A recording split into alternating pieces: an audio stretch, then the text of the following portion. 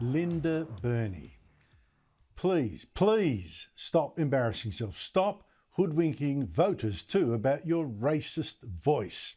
Now, Burney is Indigenous Australians Minister. She today gave probably the most disastrous speech I have heard from a politician in years. She gave it at the National Press Club today to sell The Voice, a kind of Aboriginal-only advisory parliament which Labor wants put in our constitution at a referendum this year.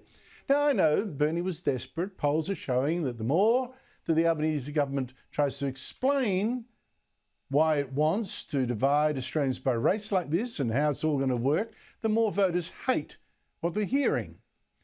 For this speech today, there is still no excuse for something so sloppy and irrational and deceitful. It was so bad, I wonder if it's going to kill The Voice for good. Now, first, of course, Burney tried a guilt trip to get us to back The Voice. Aboriginal and Torres Strait Islander people are 55 times more likely to die from rheumatic heart disease than non-Indigenous people. These deaths are completely preventable. But right off the bat, Burney was conning the voters. If she, the minister, already knows about this terrible problem, why doesn't she fix it? What is she waiting for? Do we really need a voice? We really need to divide the country by race in the Constitution simply to tell her to fix something she says she already knows about and says is entirely preventable? Well, do your job, Minister. But Burney's biggest con today came when she tried to tackle a great fear about this voice, that it could go nuts, that it's going to be advising federal politicians and public servants on anything at all affecting anyone identifying as Aboriginal, whether it's from, taxes to defence policy.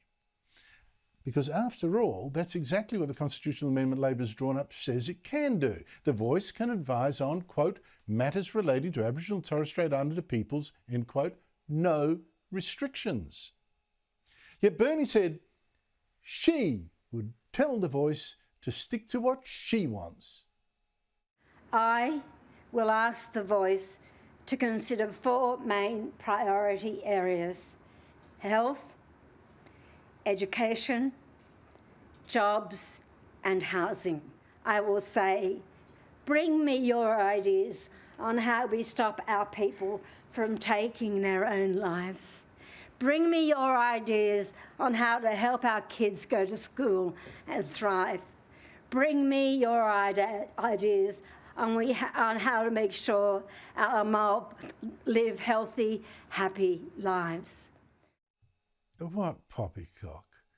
Yeah, sure, Burney can ask The Voice to stick to her issues all she likes and note that she really knows what needs fixing. Well, fix it, Minister. She can ask them to stick to these issues, but The Voice doesn't have to listen to her at all, and almost certainly won't. I mean, Labor's planned constitutional amendment actually gives The Voice the power to advise Burney or any minister on whatever it likes, and for decades to come. And that's for a reason. The activists who designed this Voice that way, deliberately, have already said it wants The Voice to interfere on many, many more issues than are on Burney's list today. For instance, Professor Megan Davis on the government's own referendum working group, one of the key architects here, crows that The Voice will be able to speak to all parts of the government, including even the Reserve Bank, or Centrelink, or the Great Barrier Marine Park Authority. And she says it'll advise on all kinds of matters, not just ones directly affecting Aborigines. Issues including, she says, environmental and climate policies. And Thomas Mayo is another member of this referendum working group designing The Voice. He has his own list of issues for The Voice to work on, and it's rather out there. Pay the rent, for example. How do we do that in a way that is transparent and that it actually sees reparations and compensation to Aboriginal and Torres Strait Islander people? And Burney's out there giving false assurances here because Professor Greg Craven from the government's own constitutional law expert group advising on The Voice has already confirmed, yes, indeed, The Voice can advise on what it damn well likes.